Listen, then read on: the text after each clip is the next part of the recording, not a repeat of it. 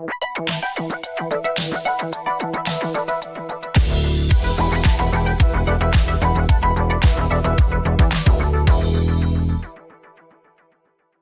le monde du jeu en général, qu'il s'agisse de jeux de rôle, de plateaux, de cartes ou de jeux vidéo, il existe une catégorie de joueurs qu'on appelle les Power Gamers.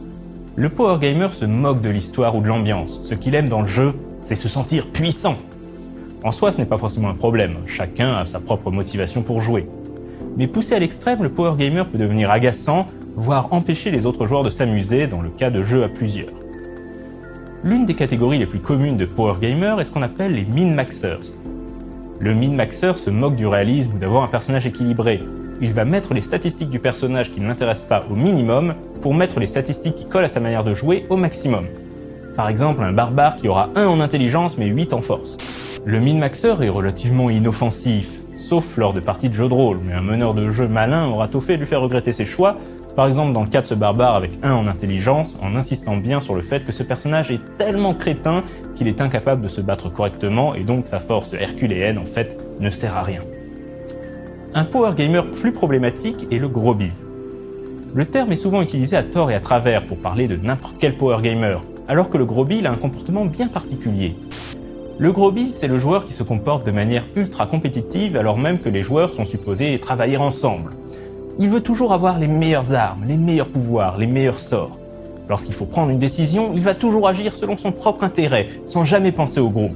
Et ne lui parlez pas de roleplay, de respect de l'univers ou d'atmosphère. Tout ce qu'il veut, c'est qu'à la fin de la partie, son bonus de +2 soit devenu un bonus de +3, quitte à tricher ou en tout cas tordre les règles pour y parvenir.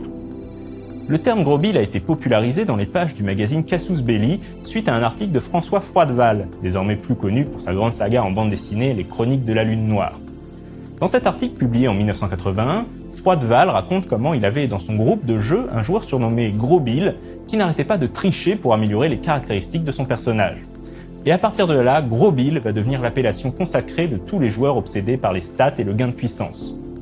Casus Belli inventera même l'expression grobillite ou grobillisme pour décrire ce comportement. Aux États-Unis, on ne parle pas de Gros Bill, bien évidemment, on préfère le terme Munchkin. Les Munchkins sont à la base des personnages de petite taille que l'on trouve dans l'univers du magicien d'Oz. Comme les joueurs souffrant de grobilite sont souvent jeunes et un peu immatures, ils sont rapidement surnommés Munchkin par les joueurs plus âgés, et le terme finira par décrire n'importe quel joueur se comportant de manière puérile, quel que soit son âge. C'est un peu le même principe que l'appellation Kevin 12 ans dans les jeux en ligne dans les années 2000. Et à partir de là, je vois 3 sujets possibles pour la prochaine émission. Souhaitez-vous que la prochaine Minute du Geek soit consacrée à l'histoire du magazine Casus Belli, aux Chroniques de la Lune Noire ou aux Magiciens d'Oz? C'est à vous de voter sur le forum de la chaîne.